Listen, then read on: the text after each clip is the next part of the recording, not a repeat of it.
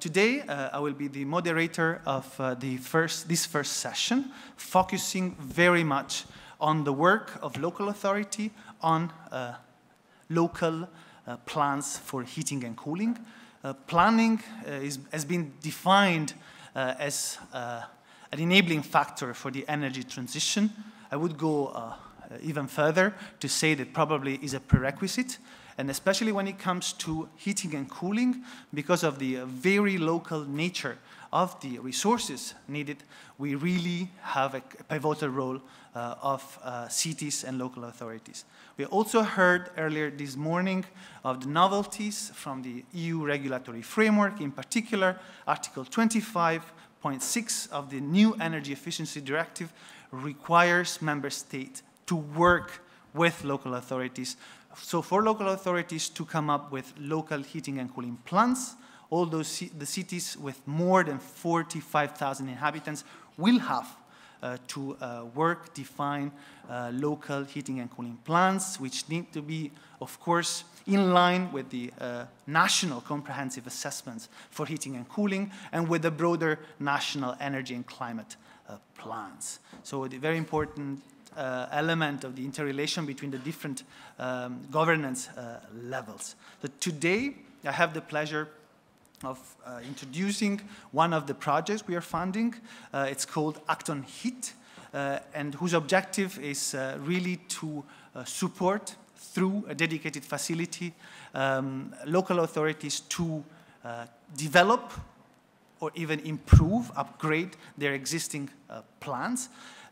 So we will hear more from the coordinator, from one distinguished guest working on this facility. Without further ado, I give now the floor to Ali. Ali is coming from Fraunhofer, and he's the coordinator of this project, and he has more for us. Ali, the floor is yours.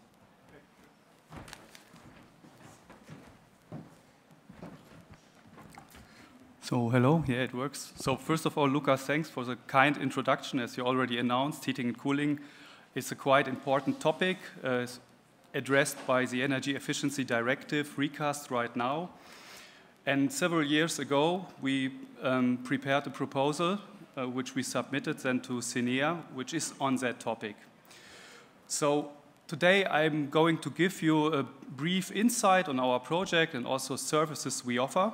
In a nutshell, I would say. And the idea is really to assist municipality with regard to heating and cooling planning. Oh, let's see. Yeah. So I think you have seen this slide a minute before.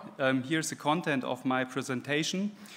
So first of all, I will explain about the content of our project. So what is it about? What are our objectives? And who can benefit from ONHEAT? So I will go more into detail, which are the most important target groups we address in our project. And afterwards, I will explain a bit more on our support facility. Luca already announced it, so you can apply in our project to get quite substantial support with regard to heating and cooling planning to at least address major challenges a lot of municipalities are facing when starting heating and cooling planning. Afterwards, I will introduce two tools, which are called Thermos and Hot Maps. And these tools had been researched in previous EU-funded innovation projects, and these tools aim to help and to address challenges faced in the early phase of strategic heating and cooling planning. I will explain a bit on functionalities and stuff basically you can do with these tools. Afterwards, I will go into deep a bit on first research contributions, which we already had done in, I would say, the first third of the project. And then I will follow up on some case studies we already did within our project for you to get an idea what you can expect if you apply.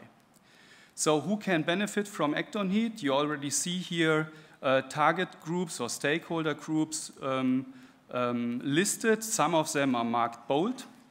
And the bold groups are the most important groups for us. So we target local and regional authorities, for example, civil servants within municipalities, but as well as utilities. Furthermore, energy agencies are very important for our project because, as we learned in the first half of the project, they act as multiplier and they can address the main barrier for energy planning, which is limited capacity. We have heard it also in the plenary session that, yeah, this is quite substantial barrier to proceed with energy planning within municipalities.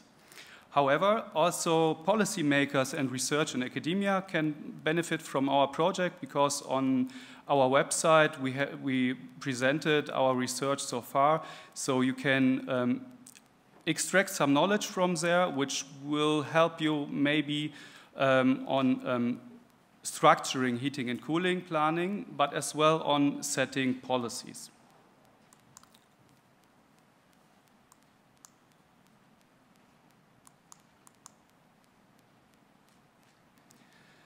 So here we have the support facility. I already announced here the next call. As I already mentioned, municipalities are invited to apply for the support facility, and we will launch the next call beginning on January next year. And you will find all the information on the website. So basically, you type in there some basic data on your municipality, on maybe phase you are standing in regard to heating and cooling planning, and as well maybe your interests. And based on that, we are going to come back to you and trying to provide some individual support services.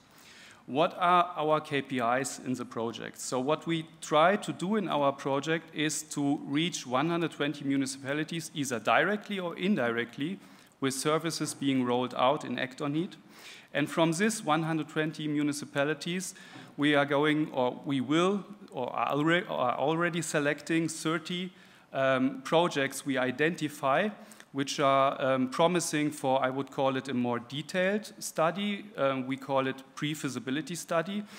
And this should help municipalities to prepare some basic analysis for projects which are very important for them to push this project in the further development. For example, we did that very extensive on setting up district heating networks. I will explain it later on as well, based on case studies. And last but not least, we also have a package on financial studies. You cannot see it here because slides are moving quite quickly. Anyhow, from the 30 projects, 15 might benefit from some kind of consultancy with regard to finding public financing options.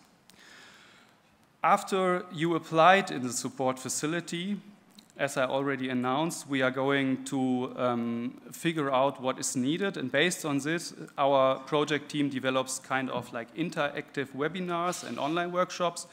We also provide some kind of guidance documents, but what is most important is that we come back to you. We will have together a ramp-up call. Usually it takes an hour, and within this hour, we are going to identify what is needed, what our capacities are, and what we can do for you. Here you see an extract from the hot maps tool. Yes, this is a very powerful tool when it comes to data because it's easy to access. So the idea with hot maps was to challenge one of the major barriers municipalities face, which is the lack of data. You can use this tool free online, so you can go to the website hotmaps.eu, you can type in the name of your municipality, and you at least get some basic data to start with. So it's not as exact as you would do a bottom-up analysis in your municipality, but it gives you an order of magnitude with regard, for example, to the heating and cooling demand. Furthermore, in this tool, there are calculation models included. For example, you can figure out which districts in your municipality are, for example, interesting or promising for district heating based on heat density analysis. And then you can proceed within act on heat to use other tools. For example, here you see an excerpt from the second tool we have quite a lot of knowledge in, which is Thermos. And Thermos is a tool for analyzing pipe-based heating and cooling solutions, so basically district heating, expansion, setting up district heating, finding optimal solutions. And what's very interesting here is that you can work very detailed. So you see here you can visualize your municipality on building layer level, vector-based, and you can assign heat demand to single buildings. So it really helps if you want to pitch a project, for example, in front of your mayor, to make it visual, to make it physical, yeah, to develop a sketch, yeah, for further proceeding. And for sure, it is also powerful in analysis.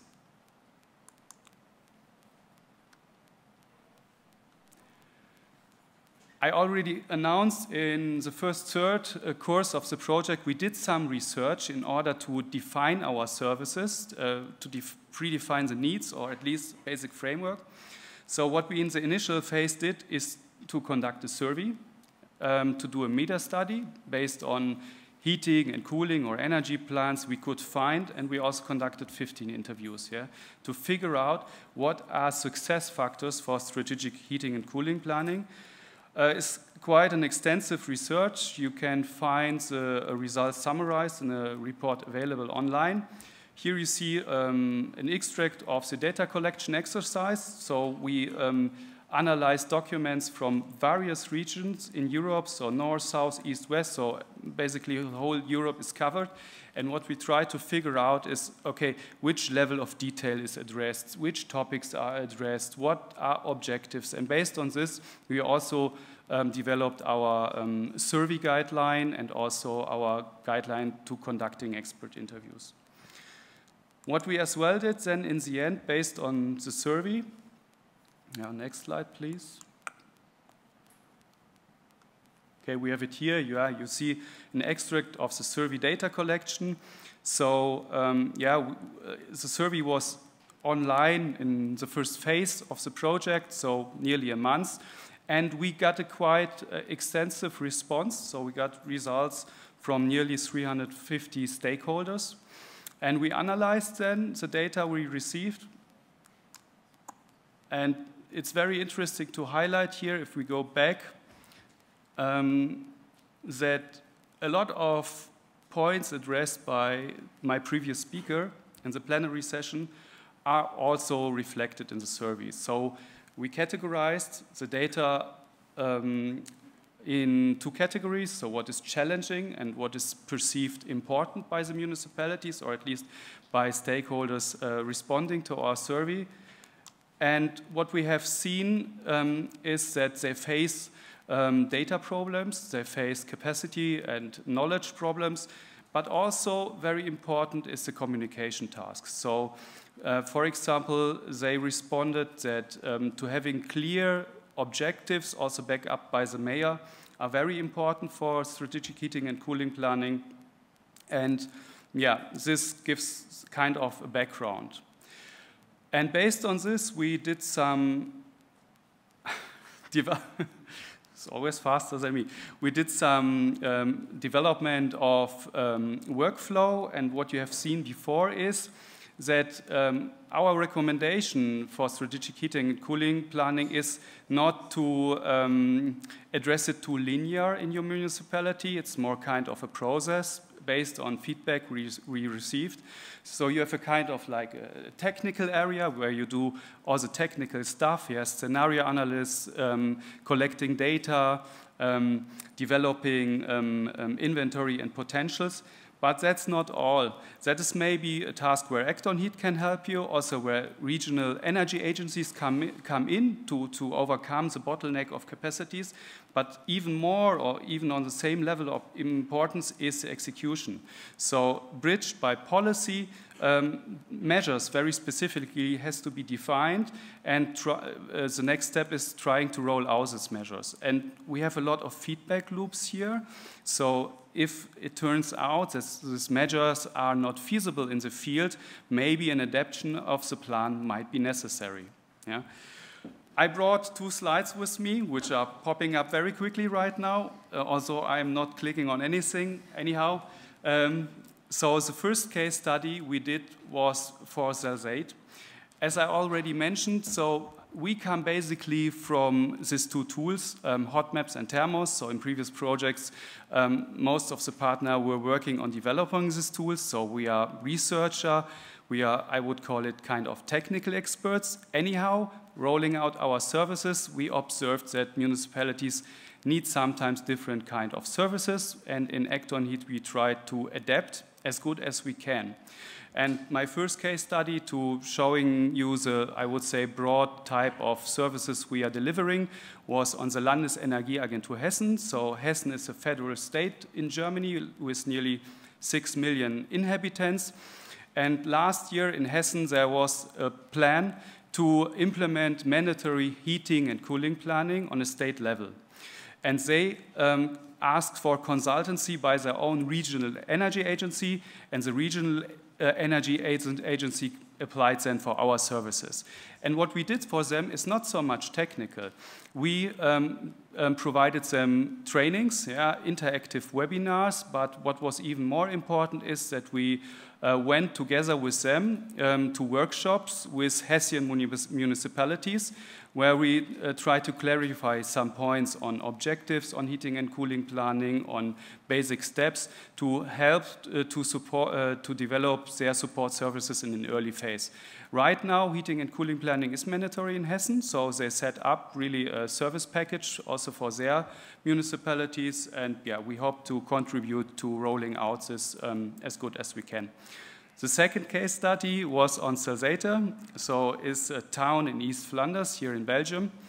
And here it's very interesting. In this city, a steel factory is located with a lot of excess heat not utilized currently. And the idea was to use this excess heat by feeding in this heat into a district heating to be set up. Yeah, and what we did here, we supported the municipality in conducting a case study with the second tool you have seen, with thermos. So we have a quite comprehensive analysis on the potential on feeding in this district heating in a network, on cost and benefits. And this study is also documented in a video. So you can go on the website and there's a YouTube video because we presented this study on a conference. And yeah, last but not least, I would give back to Luca. Yeah, thanks. And I will sit down right now. You can sit there. Thank you so much, Ali. You learned that ACT-ONHEAT is providing support across the EU and beyond. So we have the pleasure of having one of the beneficiaries today. So I kindly invite MIHAJLOSKA from the International Center for Sustainable Development of Energy, Water and Environment System in North Macedonia to share her experience with ACT-ONHEAT. Emilia, the floor is yours. Thank you, Luca, for the introduction. Let's see if the slides will work now. Okay.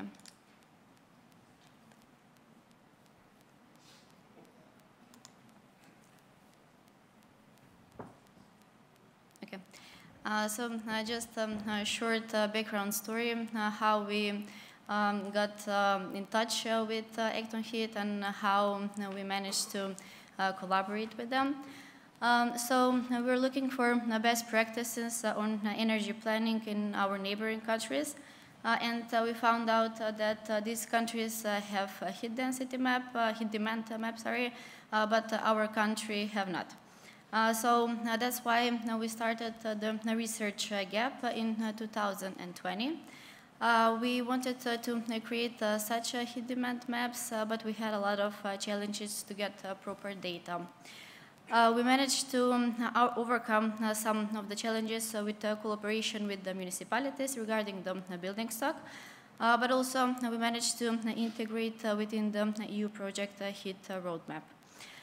We developed bottom-up, but also top-down approaches for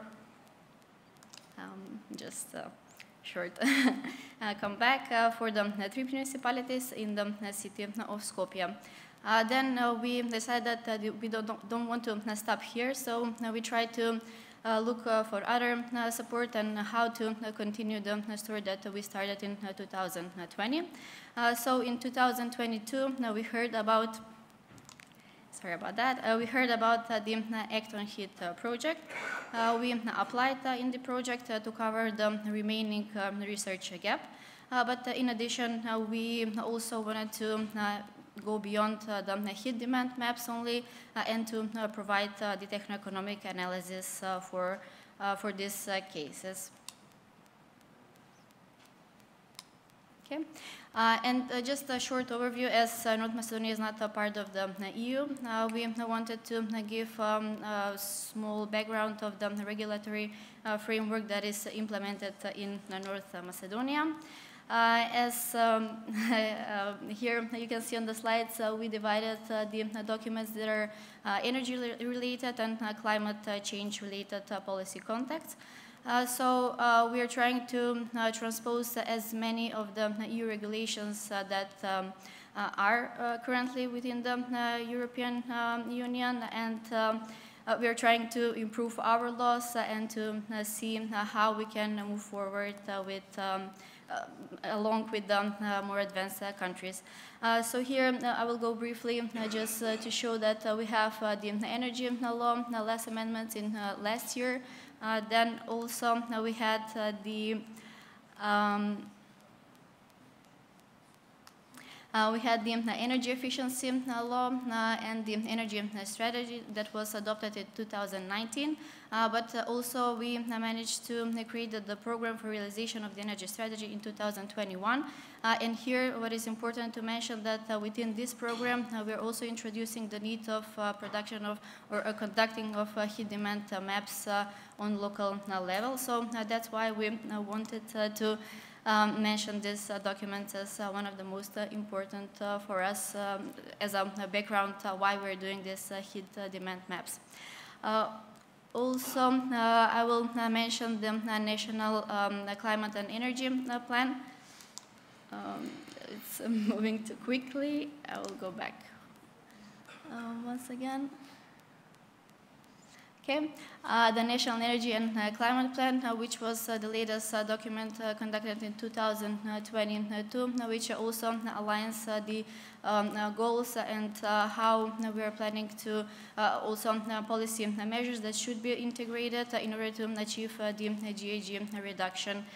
And last, we have a couple of documents that are related to the climate change. That is the long climate change that is still ongoing in the process, but we also have the strategy on climate change. We managed to complete the, and this is the national determined contributions 2 years ago, and also we had the fourth national communication on the climate change and the third biennial reports as one of the main documents that are guiding us how to improve on in the energy in our country. So I will go to the next slide. Prior to this conference, we organized a workshop supported by Act on Heat project in North Macedonia, but we wanted to see how we can gather some more information on local ground. So we made a survey, and we had some feedback from different stakeholders that are working in the local economic development, in the energy efficiency and renewable energy sources, environmental protection, and so on. And we asked several questions to them, important questions that will give us overview what is the situation on a local level.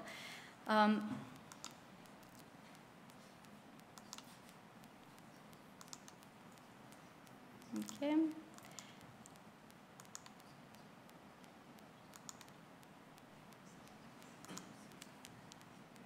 Sorry about that. We were asking questions in regards to if they have a dedicated sector that is working specifically on energy or heat demand on municipality or municipal level. Then we also wanted to know more about if there is a knowledge about heat demand within the municipalities. Also, if they have some previous knowledge with this, with the heat demand or with some tools that are currently available to use, or how, if they will benefit from the usage of such tools. Most of the responses that we got, we received that they don't have enough manpower, or they don't have enough specific people or experts that are working within the municipalities, and they're not working with any tool so far to produce such heat demand maps. But some of the most important recommendations that we should include these heat demand maps as part of the program for energy efficiency, but also that we need to focus on two key outputs, such as preparation of national and regional heat demand maps, but also what is also important for the municipalities or the mayors is that they want to see the techno-economic side of this planning, heat demand planning. So we are also trying to utilize thermos and hot maps within this study, and we have hot maps produced 2 maps, so it's bottom-up approach, which is more on local level, and then we also had the heat demand map, top-down level, which considers national wide. And I will not go into some technicalities, but here we are explaining what data were needed and how is the calculation flow, what needs to be as input data, for example, the floors, the specification of the objects by its category, calculating the specific heat demand, and here we managed to obtain maps for 3 municipalities, or 21,000 buildings. Here is more closely the map that we managed to gather within the hot maps, and this map showed the heat demand with 3 municipalities in our capital. Okay. And just briefly, we're in process in finalizing the bottom-up map as well. And you see there is a list of data which is needed to conduct such maps.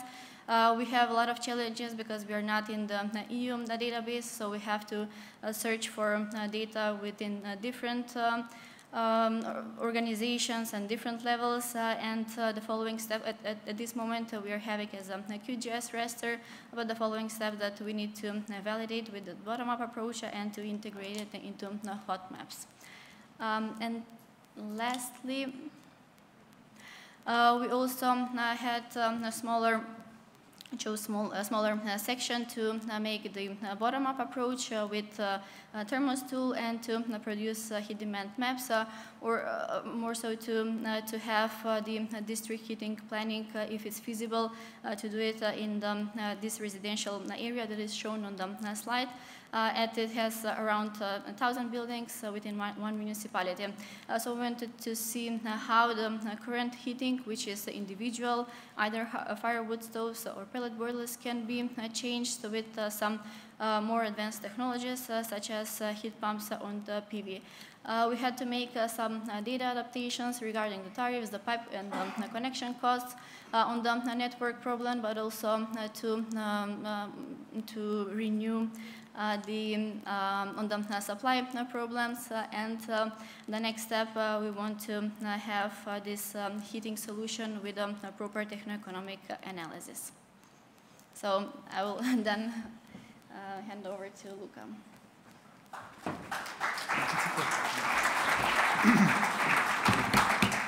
Thank you very much, Emilia. So we have some time for questions from the audience as well as from those people attending online.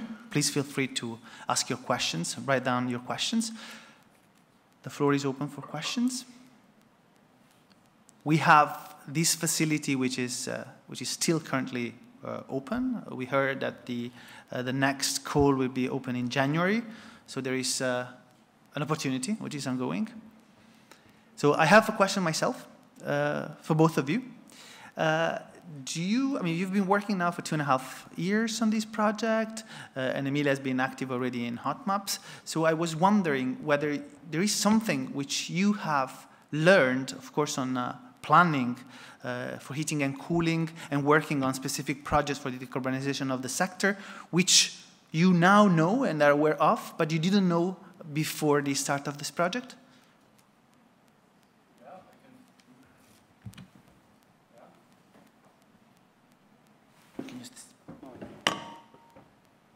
For sure, I can give you some insights.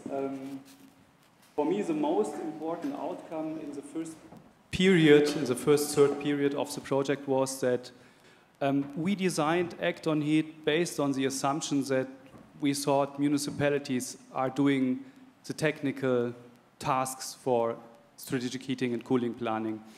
But at least in Germany, it turned out very quickly that municipalities tend to hire consultants, yeah, especially for the technical part.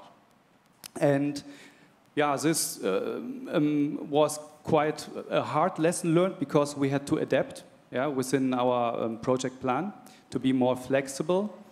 And we reacted in the way that we targeted energy agencies, as I addressed in my presentation, more stronger than anticipated.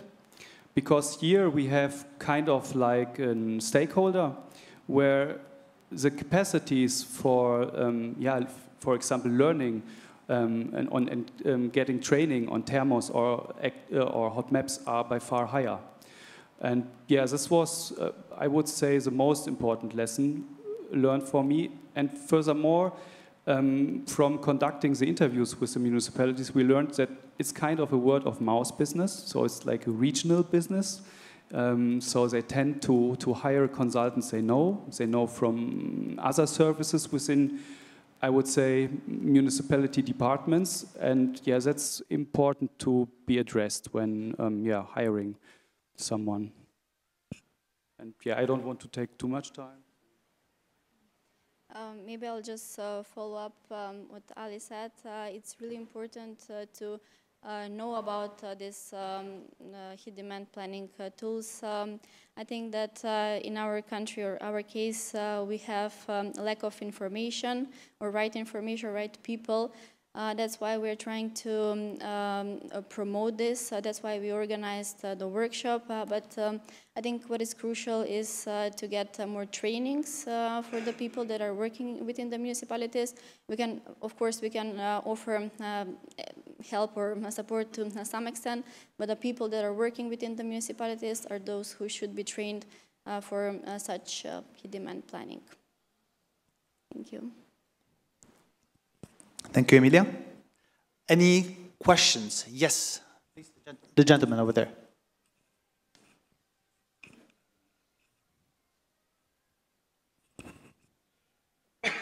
Please introduce yourself and the organization, please.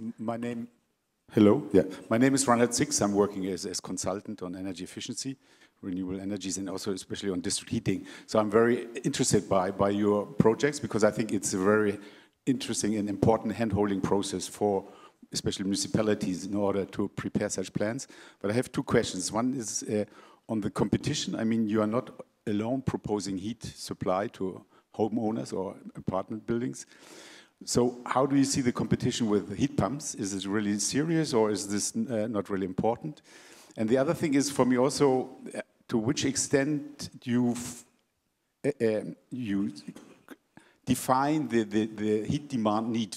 Because, I mean, we have a picture today, you know probably more or less what the houses and buildings consume today, but there are a lot of strategies and activities to reduce demand until 2050. I don't know what is, I mean, every house should be more or less zero energy consumption. So how do you anticipate this? Because, I mean, you will invest or you will support investments in infrastructure, which should be amortized, has an amortization rate of 10 or 20 years. So you need to have a vision to a certain extent on what can you sell in 20 years as heat and make the business still a profitable one.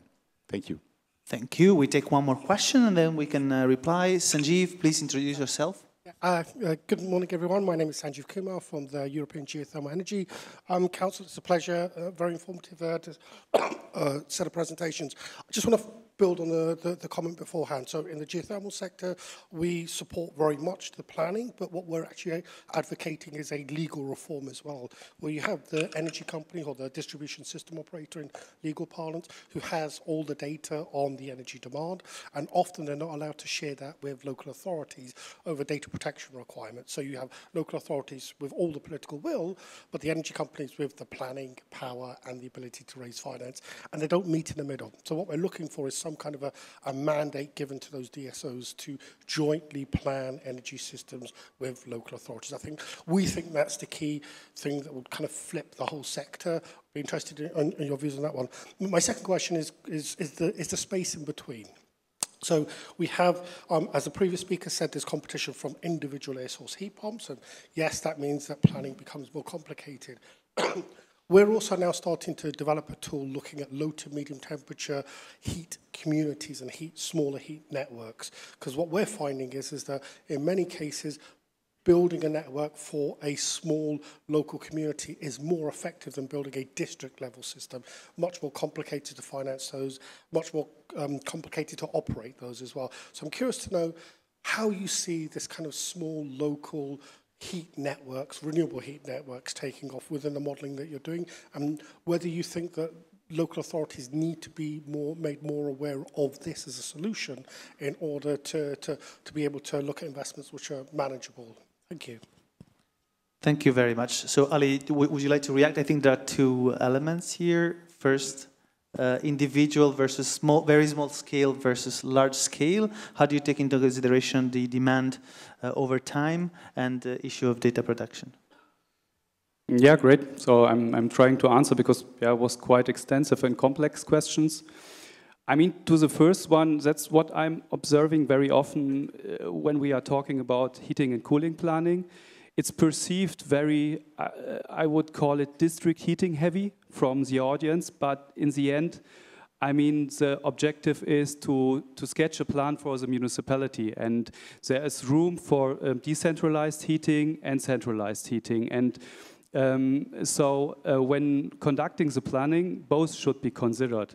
But for sure, the indicators on which you decide for this area district heating might be feasible, and for this area decentralized heating might be feasible is quite complex, because it's not only a technical task.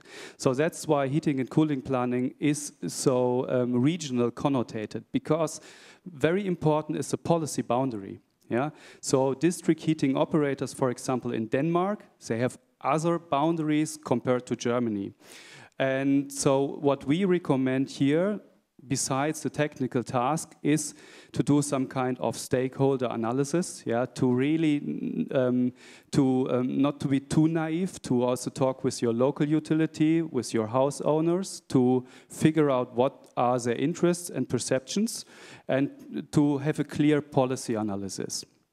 Yeah, because the room of maneuver might be different across Europe, and that's why the question is so hard to answer. Maybe the answer for North Macedonia is different than for Portugal, because municipalities have different policy mechanisms there. So here, that would be my answer. So both is on the table, and this also leads to the second question. Renovation is also a very important part of strategic heating and cooling planning, to figure out, so where in the municipality is room for renovation. It's even maybe more important in the early stage compared to switching energy carriers, because municipalities often operate public buildings, and here you have very specific measures you can define very early. And coming back to the point, how would you sketch the evolvement of heat demand in the municipality? This is really tricky. Because what we did in previous project is we had some national scenarios, and we broke them down on regional or local level. And then we went to It was a municipality in West Germany, very poor municipality, and we presented the scenarios. And I mean, the renovation rates were quite ambitious. And yeah, it was debated quite controversial. Anyhow, the objective of heating and cooling planning is to meet the target somehow. So you have to sketch a plan where you decarbonize the sector, or at least we perceive it like this. And here I would say the question is not solved. I hope that at least in Germany, policy will give a bit more framework on that. For example, in Baden-Württemberg, there is already a policy on mandatory heating and cooling planning, and it prescribes that if you do heating and cooling planning, you need one scenario where you describe how you are going to, or how is it possible to decarbonize your sector. Yeah, so you at least need to develop it, and yeah. It gives you a bit of kind of the orientation. And then the third question concerning data. Here again, European countries, municipalities are quite different. In Germany, for example, when Baden-Württemberg, also a federal state, set up the law on heating and cooling planning, they already addressed it. So the chimney sweeper, they have to provide data to the municipalities for the task of heating and cooling planning by law. But honestly, we have always to think on form follows functions, because sometimes planners tend to be very exact, yeah? And we have to question whether what is the appropriate level on detail needed for heating and cooling planning. For example, in Germany, in many, especially in smaller municipalities, it turned out from our interviews, utilities have a very strong role. So you have to work with them so or so. Then the question is whether really the municipality needs to have all the data, or if it is okay that the municipality works with kind of like data in hot maps, more kind of estimated level. Because in the end, I mean, if I know in a certain area there's a decentralized gas boiler, with regard to the impact, I have to exchange it at a certain point, yeah, or to transfer it. It makes not so much difference if I know it's 10.5 kilowatt or 10.6. You know what I mean?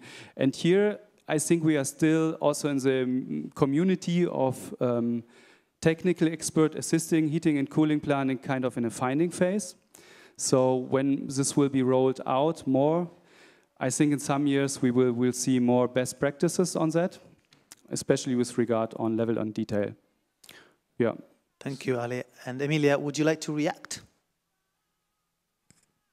Yeah, I think Ali covered the most important points. However, maybe we had, coming from a less developed country, we had to lower our expectations in terms of data availability, and also that we had to search for building stock data and other data for ourselves. The municipality, rarely which municipalities has such data. So we really need to do the bottom-up approach instead of the top-down approach. And we managed to gather some information for particular municipalities, but still we have a great work ahead of us if we want to cover a on a national level. Thank you very much. Is there any last question from the audience? There's no last question from the audience. Well, just a comment from my side. It's interesting to know also some of the lessons learned from the project that are already reflected in this Article 25 of the Energy Efficiency Directive, which, among other things, includes also the possibility for collaboration between municipalities and between municipalities and the regional level. So something that we didn't envisage at the beginning of the project, but then we realized as a need later on. And I like to say that this work is really pioneering, because many more municipalities will be working on local plans for heating and cooling in the next years. So I'd like just to conclude with one last question to Ali. If you had to advise, to share 3 pieces of advice or 3 key success factors for those civil servants who will be working in the next years on heating and cooling plants, what will be your 3? Okay, so yes, the first works. Yeah, okay, the first one would really address our survey, where it turned out that the objectives and the backup of the mayor is quite important. So when setting up a heating and cooling process in the municipality, I would recommend in a very early stage to meet with the mayor, and also, depending on municipal structure, with all the other department heads to get a common objective, and also to back up kind of the responsible person. I think you should define a responsible person for this task, but also back up this person with competences, because sometimes we observed, okay, there is this kind of climate manager within municipalities, but it seems that they are not so powerful in making decisions. So I would try to back up them a bit more. So get in touch with the mayor very early to figure out how much he's going to back up you. So the second thing would be assuming that for the technical part of heating and cooling planning, most municipalities are going to hire consultants. I would recommend before hiring, is addressing the data topic, to collect as many data as you can and structure it. And you can find, for example, in the workflow description on our website which kind of data are interesting, because this usually saves money. When you start searching data already contracted the consultants, then it costs time and money usually. And the third one would be when concluding measures based on heating and cooling planning, for sure there is this long-term goal, but try to be for the near-term goal as specific as possible. Yeah, so rather find some interesting like public buildings to be renovated in the next 5 years, because this gets the thing rolling, and also not forget about the multiple benefits. For example, when you have identified school buildings to be renovated, then don't communicate it only via the energy topics. There are certainly multiple benefits when renovating a school building. Yeah, it also increases the quality for students, etc. So I would really stick to that, and yeah, that would be my 3 recommendations. Excellent. Thank you so much indeed. So the facility is still working under Horizon 2020. So you have a chance. You can speak to Ali directly or contact the other partners via the website. So thank you very much. We will have the next session here called Remarkable Capacity Building for Local Authorities, Creation of Roadmaps and Energy Services, who will be moderated by my colleague, Christina. So thank you very much for your participation, and I wish you a constructive rest of the day. Thank you.